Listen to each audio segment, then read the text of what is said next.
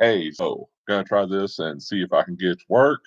And it's been a long, long time since I posted anything on this channel. But yesterday there was something that kind of prompted me to want to go ahead and try doing that. Of course, any of you who are fans of He the Writer, also known as Tony, he put a video out yesterday basically saying, goodbye, I'm done with D&D stories. And although his channel is going to keep on going, just with perhaps a different format, different kind of content, um, it just it hit me. And having been someone who I was very quickly a fan of, and someone who he and I started at about the same time, and once in a while we would call each other out. We would share content in those primitive ways that we could in YouTube back at that time, making reply videos to each other. And I simply thought, wow, even though I kind of let things die off fairly early, he was one that kept going, and it was always entertaining. Like every time that he uploaded something, you knew you were going to be entertained for a good while. It was always a fun story, especially like his Ocean Rim saga. Good Lord, I was looking forward so much to hearing more stories about this world that he had put together.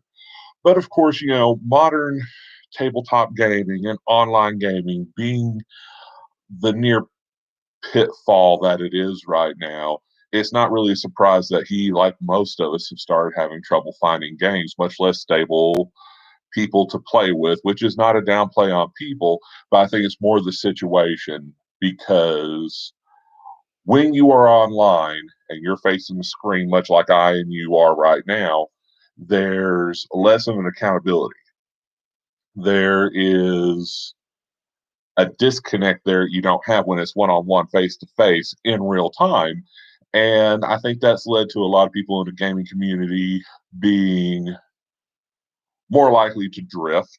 Let's just keep polite words about it, to drift, abandon, whatever. And plus, of course, regular life happens. Now, that all being said, we've all dealt with the same thing, and I hate that the only groups he's been able to find face to face have been clicky, if we want to use that term, and maybe not as welcoming to other people. But I found it just very telling of where things have changed in the last 10 years, I think, uh, since he and I both had originally started on here. And I don't know, it was just a interesting moment to realize that's another part of that coming to a close. But there again, I'm very much looking forward to the other things that he's going to bring to the table for this. So this morning, thank you for sticking with me. I'm going to do good stuff, blah, blah. I made the post that read more or less was, I'm going to say that it's our turn to tell him a story as a way to say goodbye and thank you to that chapter of what's going to be going on in his YouTube career. And I said, also, I'll put my money where my mouth is. I'm going to create a video today, and hopefully this live stream works the way I think it does, where I do this and then it translates over to a recorded channel that I will then link to his page and show, here's a story from me to you to say thank you and good luck on your next adventure. So I am going to tell you a story that actually for this character of mine in an ongoing game, it recently came to an end because my character that I've played now for the better part of 4 years, he died. And I think people who play D&D, where you're a DM or a player, we all come to a point where here's a character that everyone really enjoys and you enjoy playing and interacting with, and suddenly the dice didn't favor you. That's it. He's gone. And though living on in some certain ways I'll get to in the end, but I don't want to give too many spoilers right now.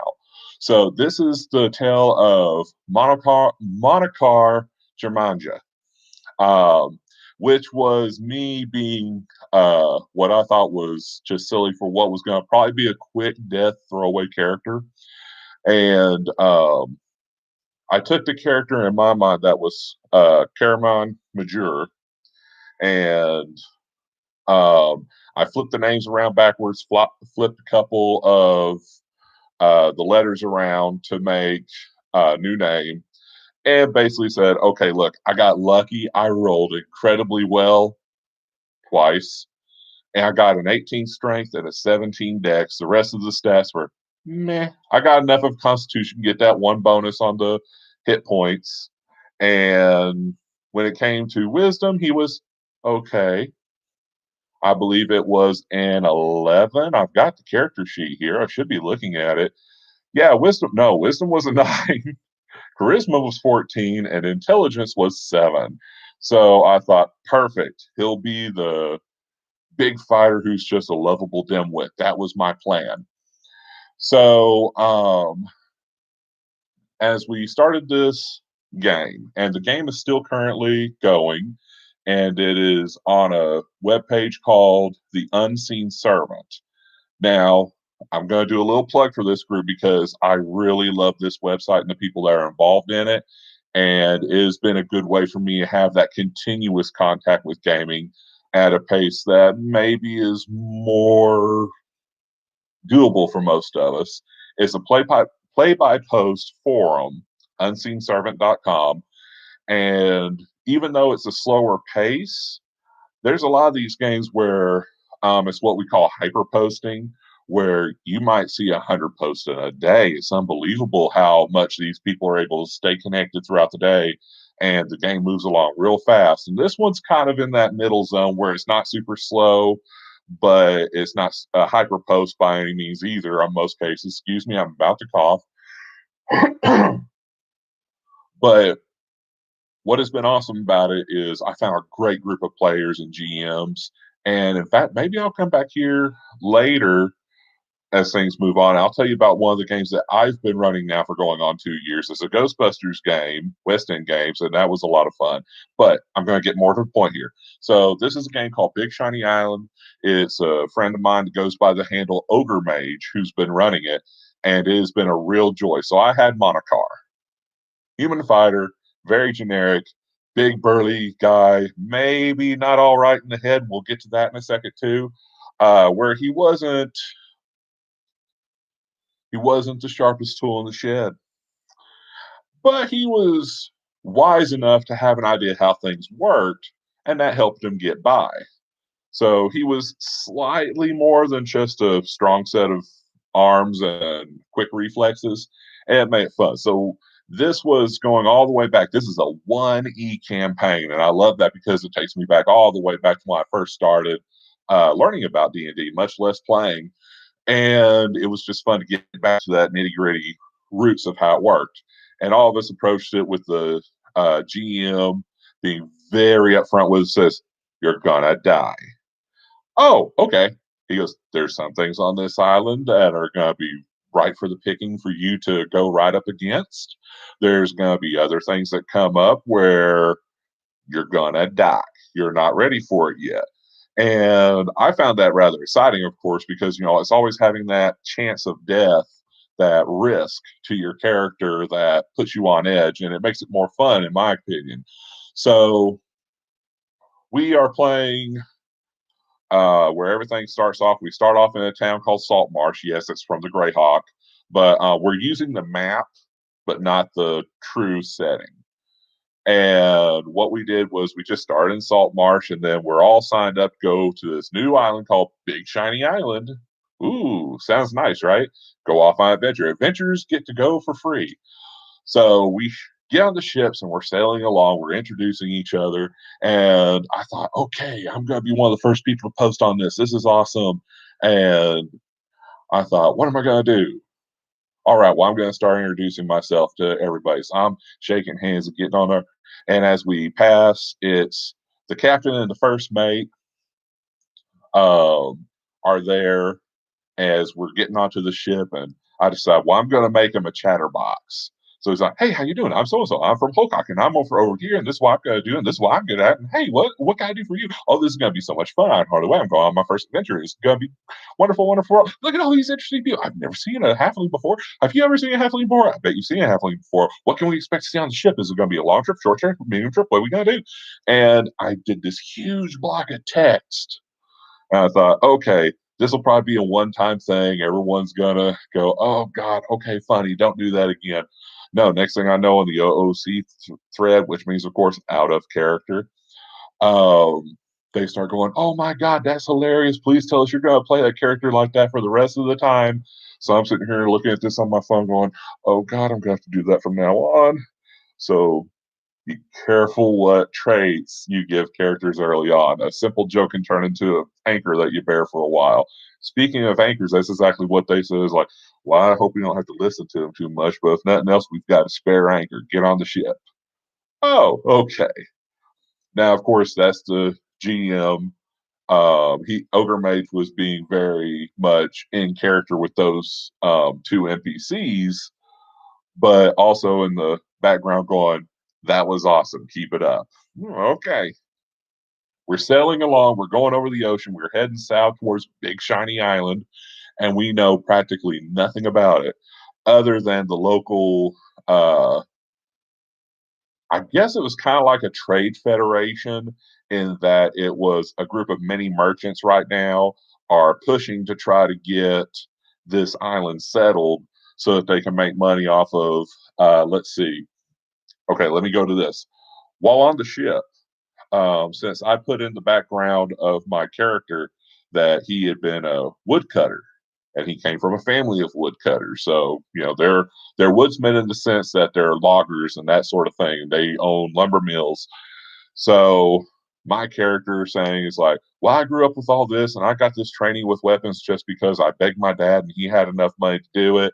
And now I want to strike off on an adventure because, he's 18 and knows it. No, was he 18? I believe he was actually in his, no, he was 18. So yeah, he was in that mindset. I'm going to leave home and make my own fortune, make daddy proud. And that was very much his mentality. But he's looking on this deck, and Ogre Mage contacts me privately and says, I would like you to run a wisdom check to see if you can notice anything here. So I did. And there was a couple others that managed to do it at higher difficulty, of course, but Monocar managed to get the check. And I was the only one that figured out, hey, look at these scuff marks in the way they are. This is the same as what you'd see on a big cart if you had logs tied down for transport and you were loading them and unloading them. So it was kind of funny because we had in our party, and I briefly touched on this, one of the characters is a halfling, and he was one of those, oh, I'm a smooth know it all and everything, but he failed his check.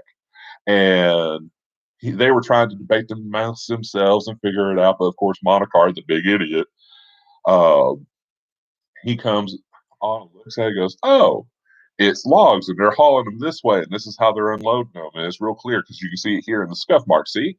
And the halfling's like, "Oh my God, I've been outthought by an idiot." So now we get his character established. It was a lot of fun. Uh, so now the journey's going on, and we know that there's something to do with logging. We're like, well, that makes sense. Maybe that's the good they're trying to bring back is logging, bring some rare, expensive wood back to the mainland, which of course turned out to be true. And that's not really a spoiler here until later. Well, not really a spoiler for later. It's just at that moment we had the modus operandi or operandi or whatever. I'm probably butchering it anyway. Who cares? Moving on. There's a purpose to the story now. So we're going along and it's just character dialogue. Like, I believe there were two rangers. There was the halfling thief I mentioned. There were two elves, one of which I never got the story behind. She seemed to have something odd about her. Like, it never got clear so far as to what was different, but she was something else. Then there was another character, Bonnie, who comes up a lot later. Um, but as we're going along, we're just talking, chatting, it's us getting to know each other as characters plus as players because some of us haven't met yet. And during the course of all this, I decided, well, I guess it's time for Monocar to ramble again. So it happened that at one point, Ogre Mage said, okay, so one of the sailors who's up in the crow's nest hollers out an alarm.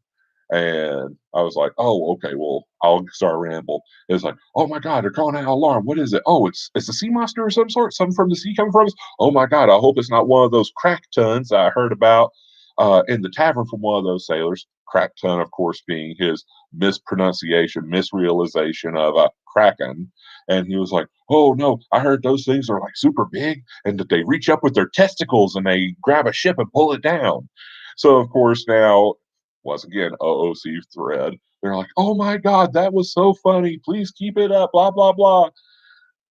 And I went back and read, and I wrote, "Oh, well, since my phone doesn't have spell check for this, it somehow thought that when I was trying to type out tentacles,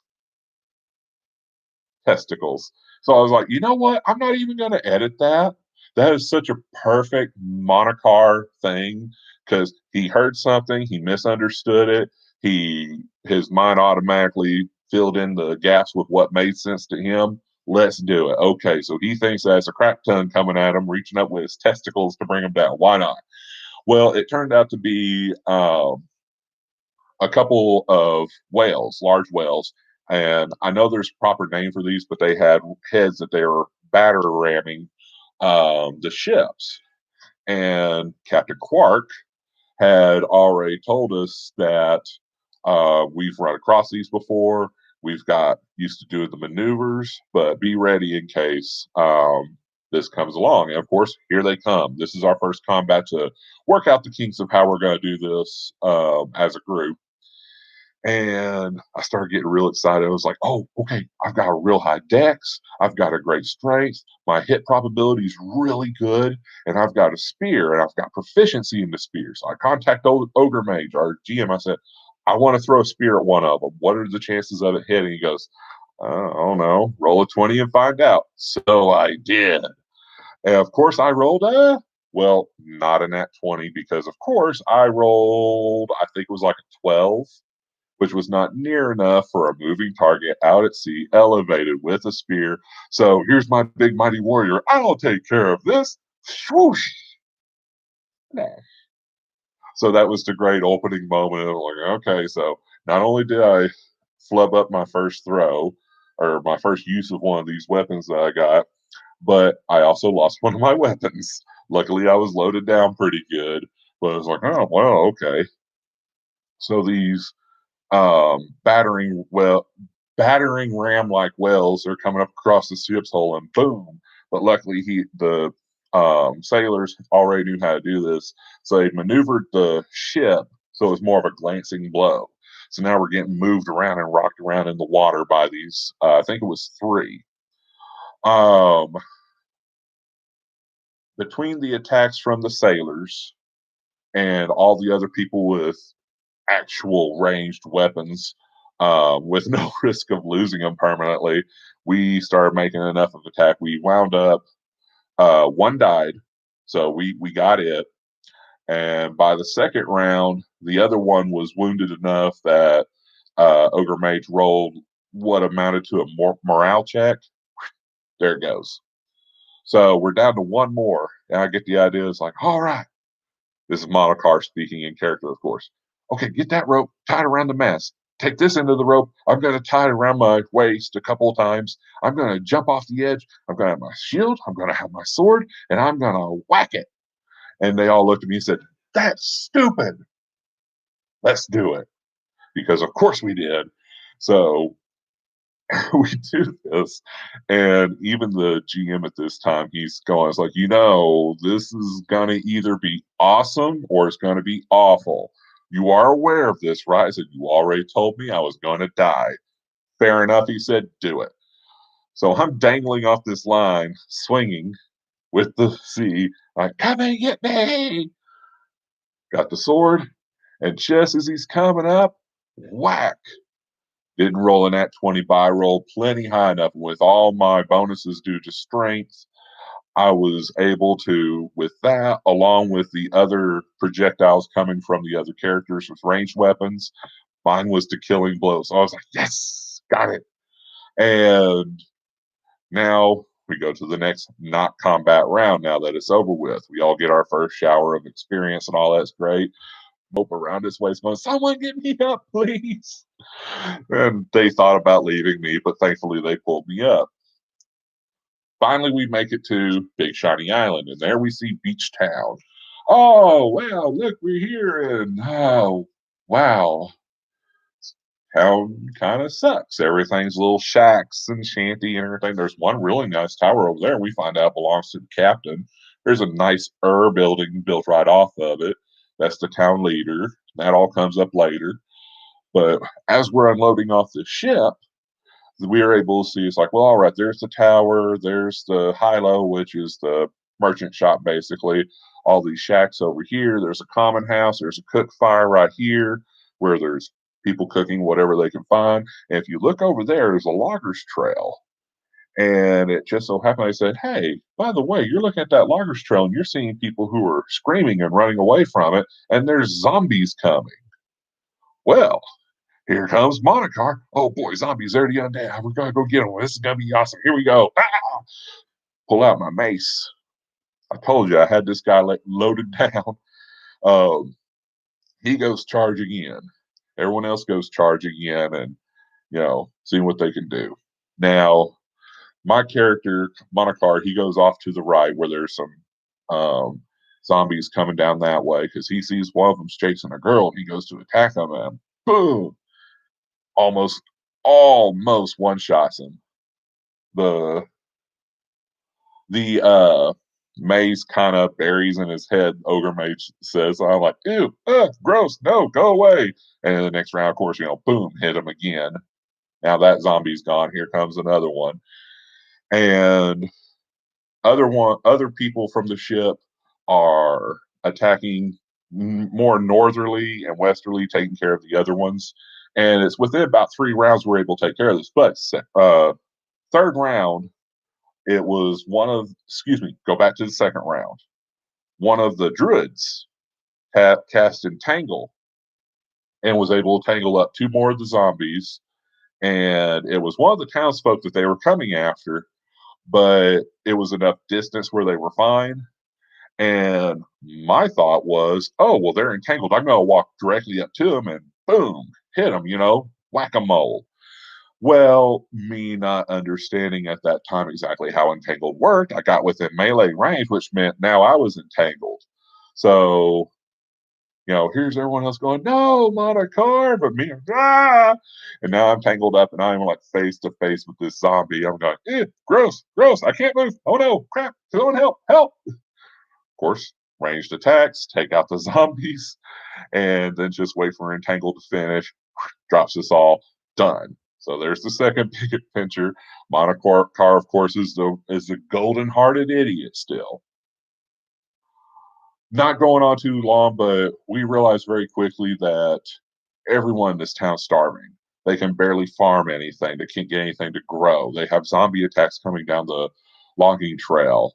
They talk about how the logging trail's been rather quiet lately, other than these attacks.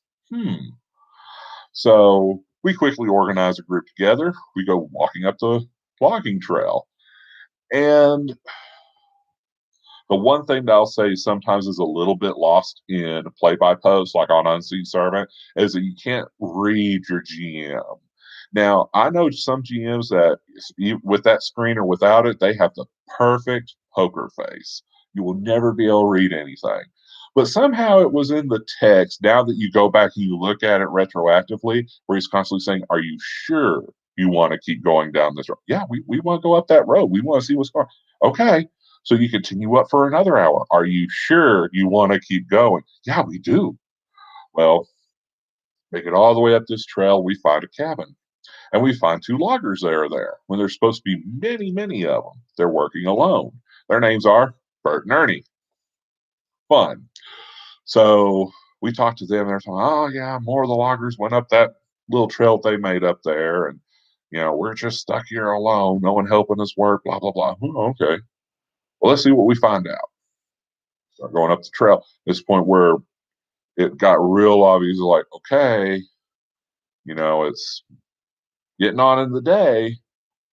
Zombies have been out. You know that. You know what the loggers are missing, and they went up this trail. Are you sure you want to keep going? And we all went, yeah, we do.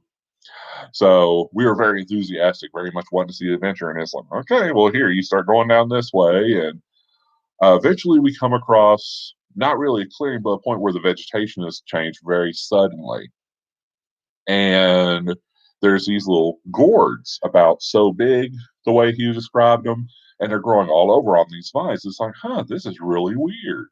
And the ranger in our group finally does a perception, or excuse me, a wisdom check, and he goes, "Oh, uh, we might want to back away from this. This doesn't look right." And we're like, okay, so not quite metagaming, but saying that our guys went ahead with the ranger. We start marching back, pulling back, and we said, "Well, what is it about this? This is weird." So we got the bright idea of those with ranged weapons. Shoot one of them. So two people start shooting. One of them was, I don't believe he was one of our rangers. He may have been. It's been a while, but he shoots twice, misses both. Then we have another one who was this elf who was like this small kid. He was really cool, but he was excellent with a shot. He misses his first one, he hits his second one, and the gourd kind of pops open like a person and is screaming, ah! Death throes. I mean, think of you or me getting hit by like a ballista. I mean, this thing would have been huge. So all of a sudden it drops and it's like, oh my God, it was a pod person. But um, next thing we know, all of them start opening up, and it's like they see their little buddy, and then they look up at us, and they start swarming. And all I could think of was it was something like I want to say it was called the Hive. But if you remember back on Halo 1, where it's the little veggie thingies, little pods that look like potatoes coming at you by the hundreds, that's what we had in the middle of this jungle. So we all turn around and go, oh, crap. Now we're running back on, ah. The fastest ones, they were up ahead real quick. The ones in the middle were right there. Me and the ranger, who were carrying probably more than was optimal for jungle reconnaissance, we were running slower. So we were like, rolled the first one, made it, okay. Rolled the second one, made it, okay. They're still catching up, but you're still running, okay. Some of them seem to have given up the chase. Okay, let's keep going. Rolled one more. Uh-oh, I failed big time. Monocar trips on a root or something like that, stumbles back up. Ah, okay, I'm going to fight him. He has out his mace, he has out his shield, he's ready to go. And then the ranger, same thing. He fails him. He fails his roll, and then he falls. So we both turn around ready to fight because they're already pretty much right on us. Now, it goes okay at first.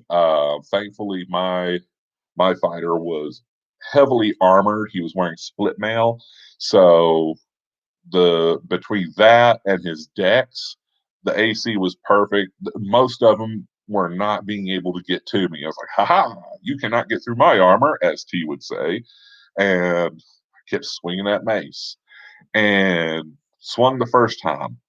Boom, smashed it. I'm able to one shot these things. I'm thinking, okay, they're minions, probably one hit point.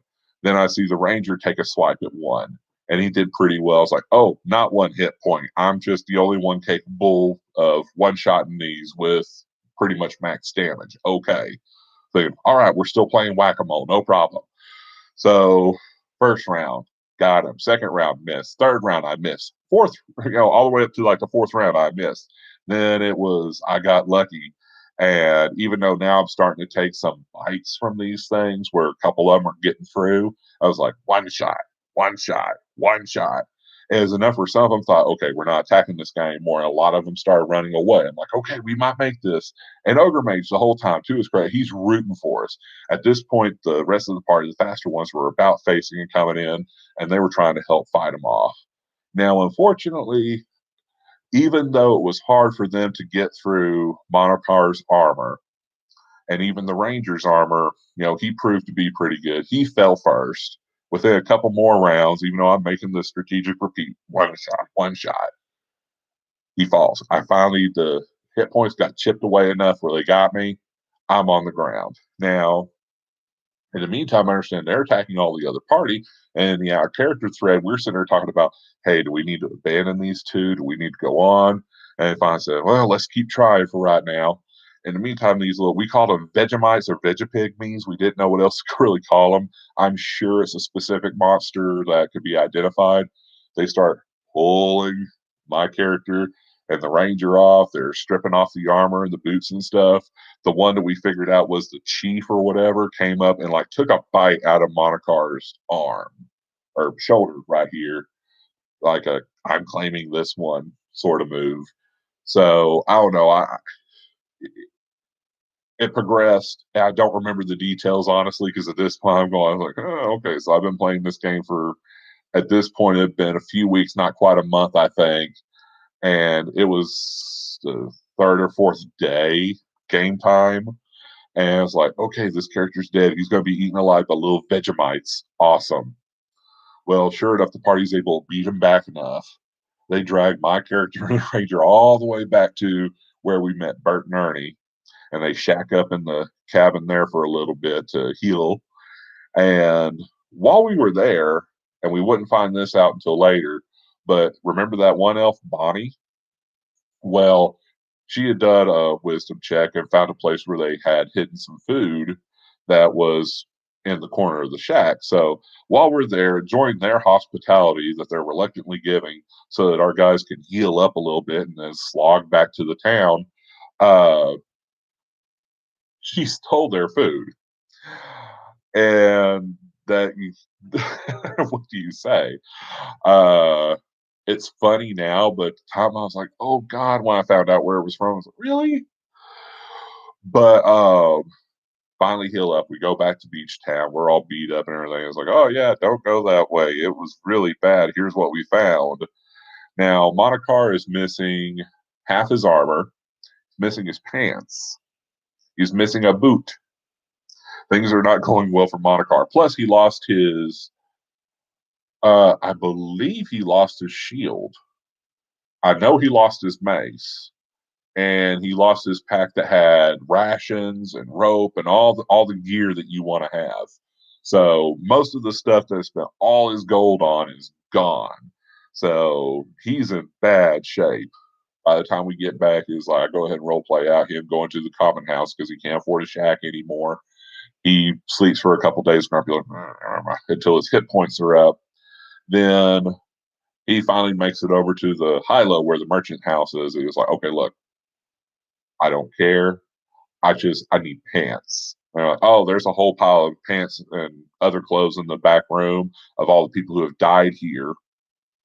Go ahead and go help yourself. Well, he finds a pair of pants that barely fit, pulls them on. He finds a boot that's the biggest boot they have, but it's still not big enough, so he cuts the toe off of it. That way he can wear kind of a boot slash sandal, I guess, on his left foot. And that turned into the joke for the rest of the time, and that he was just always kind of hobbling along with a boot that didn't fit and his toes stuck out.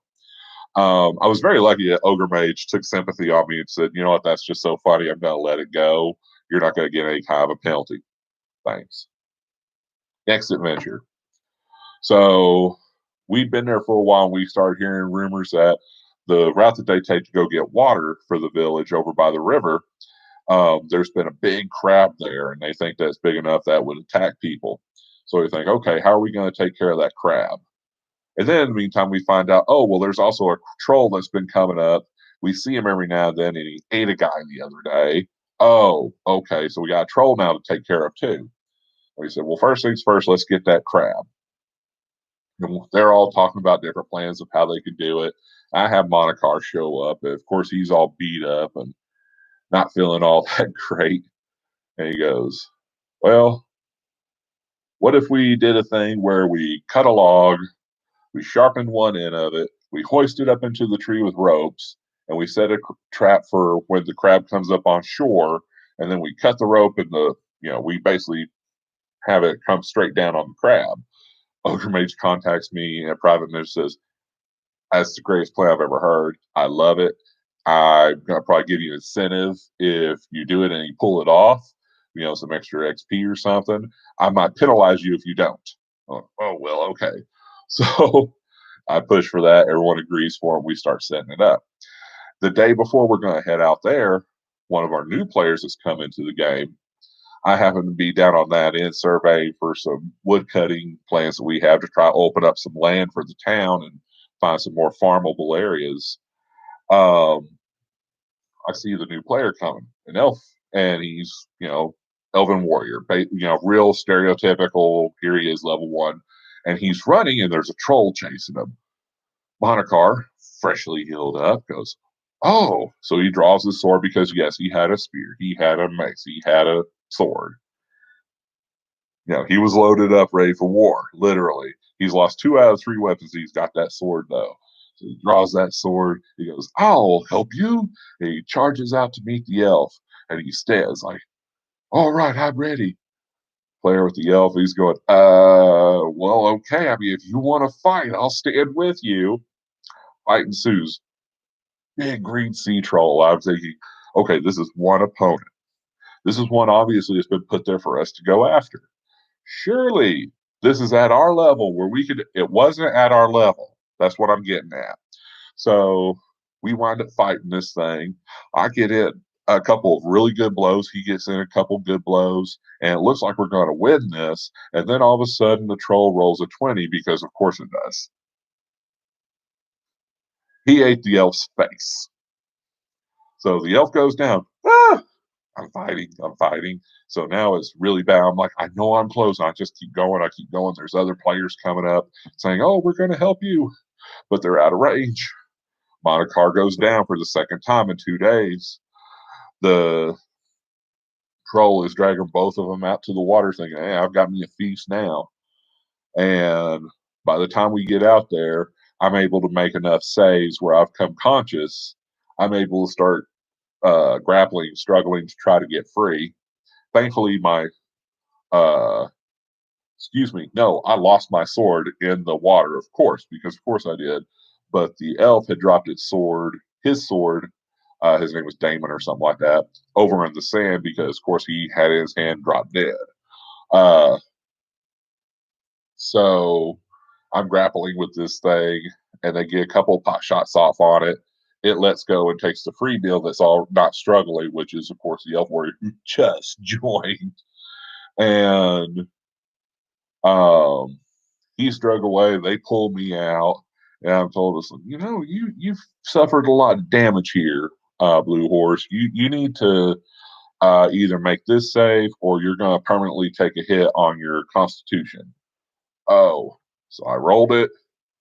I failed. So I've permanently lost one of my stats in Constitution.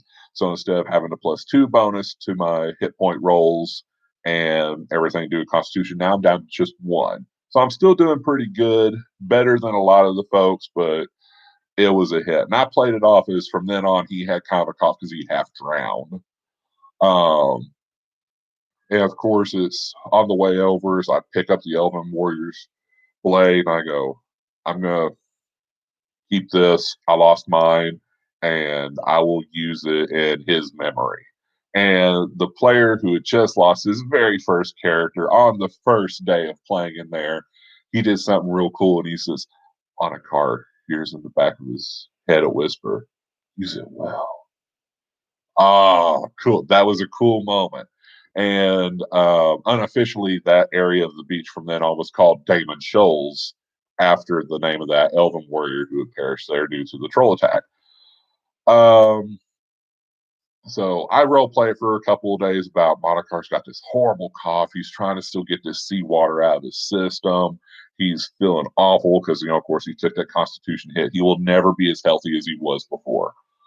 And he's having a rough time of it, but they start talking about how to do the mechanism and all that, and once he's healed up, they all say, all right, let's go. And he goes, I want everyone to understand that if this works on the crab, it's going to be a prototype for what we do to take out that troll next, and we're going to do it all together so we have a chance.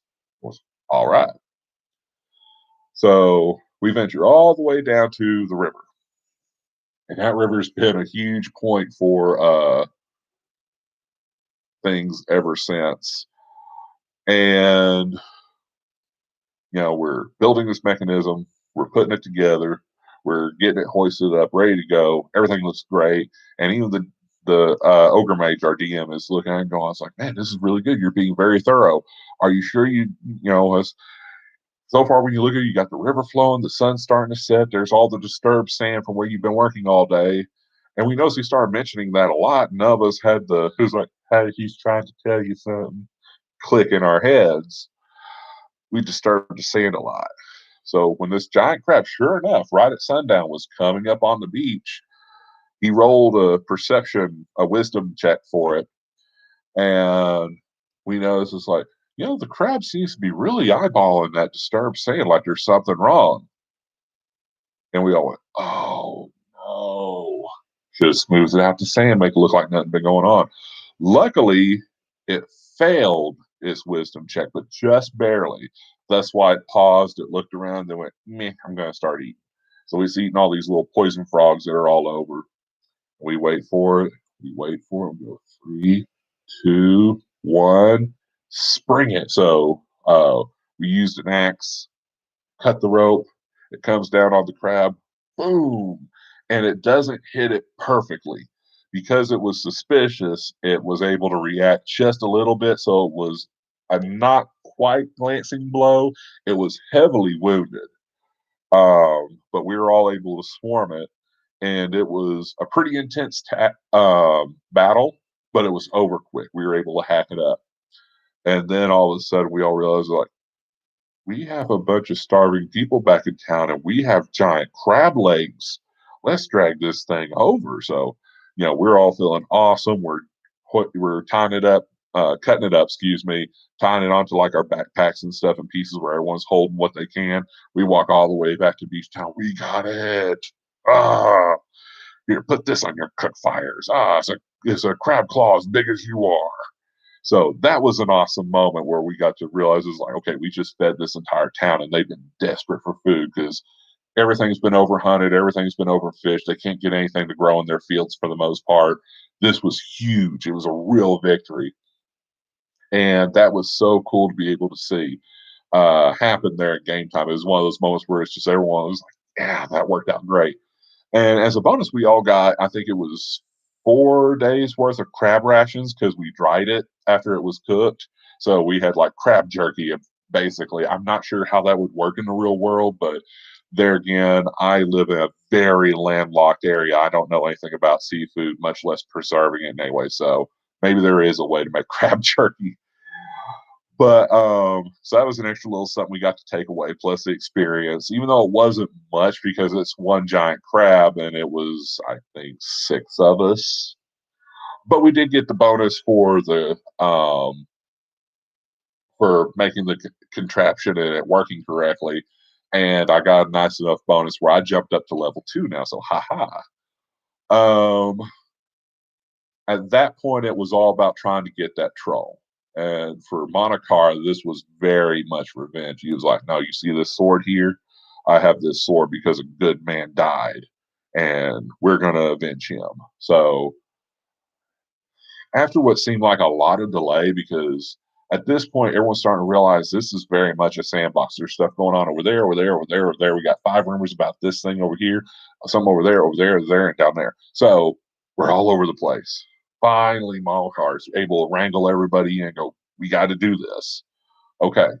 Because if that troll keeps harassing people, our water supply is cut off. Because our only fresh water supply we have is the dirty river. And even though it doesn't take terribly long there's a group of women who are the water bearers. They go down there carrying buckets to the river every day. They fill up their buckets. They carry them all the way back. They fill up the public barrel. Now everyone has water for a day. And this is a daily trek they make every morning. Sooner or later, and they've said this, they said they've seen the troll watching them. Sooner or later, that troll's going to figure out what their patterns are, who's the weak one, who's the slow one. He's going to just start picking them off. So not being able to access water is not an option. We have to take care of this troll. Monocar is able to get them going. And we start making even bigger and even more elaborate version of this trap. And we wait. And we wait. And we wait. Because, of course, this troll is smarter than what that crap was. He's been watching from off in the water where we can't see. He knows there's something going on. Well, finally, after trying so many other things, we said, okay, hey, Halfling, his name was Art, by the way. Art, you look like a little kid. You look very vulnerable. We're going to use you as bait. You will not. Here's our idea.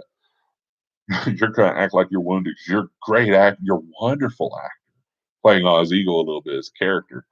And you're going to say, act like you've been hurt. You'll be over there. When he starts coming at you, you're fast enough. You can outrun him. So you run just fast enough to keep him after you. And you run by this point. We'll time it where we cut the rope. It falls on him. And now we're in combat. And you're perfectly safe. And you get to be the hero. I would be the hero. Why, yes, that's a perfect role for me. I'm a great actor. Watch this. He walks out, goes and he moves around for a little while trying to look natural. And all of a sudden, oh, I've broken my leg. Oh, my ankle. Oh, I'm so hurt. I'm doomed. Whatever will I do out here all by myself? Anything? Anything. Not yet. Okay, now remember the character who was the little elven boy I told you about who was so good with bow and arrow? Admittedly, he was involved in a lot more other things going on around the island, but I don't personally remember a lot at the moment. Um, but due to unforeseen circumstances after about a year play, he was unable to continue. And we loved the character, but for reasons that couldn't be controlled, he had to leave. But it was an announced leaving. It was something that wasn't just I'm abandoning the game or whatever. He made it very clear. It's like, here's what's come up. This is why I need to go do this. All right, cool. So we wrote in what amounted to a death. Well, Ogre Mage did. And he says, next thing you see is the Elven Child running this way. And when I say Elven Child, I mean this in the sense of like how Peter Pan, he was so many hundreds of years old, but because he was raised by the fairies, he was, basically immortal. He stayed a child much longer than what would naturally have been. So childlike, I should say. So if he was running along and the troll was chasing him, and he runs right by Art, and he goes, "What are you doing? Oh, you've stolen my role!" And he takes off running after the child, going, "Wait!" So trolls chasing both of them. That's as good animation y'all's gonna get with this. Sorry. No. And we go, okay, not what we expected, but here we go. So we're waiting for it, and cut. And it goes boom right in front of the troll, just by that much, like nicked his nose or whatever. And we were like, "Oh no, it didn't work. Who cares? Attack anyway!" Because he's surprised. So we had a surprise round. We got our hits in on him, and in the, I don't remember exactly how it happened, but it was the troll had gotten the elven child, and it was wrote off as okay. He obviously drowned out there. He was like thrown aside or something. But we take into combat on this troll that had been terrorizing everybody for so long, and we fight him. He starts to get away. We go, oh heck no! We had made hooks that were attached to rope, and we start throwing these hooks and snag him. Yeah, we drag him back on land so that he can't get in the water and heal, and we keep cutting him, and hitting him, and finally the troll dies. We won. We couldn't believe it. Now, of course, in character, here's the problem. We don't know that trolls regenerate. But out of character, we're all going, oh my God, how do we justify this? How do we justify this? And I had one of those moments where Monocar, he says, we're going to do this right. He goes over and he cuts not exactly a sapling, but not quite a full tree yet. And he cuts it off real quick where it's like a spear. And he jabs it into the dirt and he goes over and he cuts the head off of the troll and he picks it up and he goes, there. And so now you've got this troll's head with the spike through it. And I said, that's the trophy we're taking back to town. And through that, we're able to justify everyone else saying, it's like, yeah, and they all started hacking it up too, taking bits of it so they could go, here, we've got it. And thankfully, Ogre Mage at the time didn't say, it was like, oh, well, let's see, you've hacked them into let's say 11 pieces. Now there's 11 trolls, but he said, nope, that's good enough. That's awesome. Cool factor wins. So here's Monocar carrying this grisly trophy, and he plants it right at the beach. Said, "This is what we did. We got him back." Rah! And the water troll was safe once again. Now, this has been going on for a little while now, and I know I promised I was going to tell the whole thing. So I will try to periodically tell a little bit more about what went on here and what the story was in pieces. I have no idea how long it'll take because I've actually covered quite a bit on this, but I have other obligations I need to get to at the moment. So, um, T, this is going to be installment number one of a tribute to you, more or less a love letter to the work that you did. Thank you so much for all the entertainment over the years. Thank you for staying the course, and I look forward to seeing what you do in the future. So I'm going to do it. Until next time, everybody, keep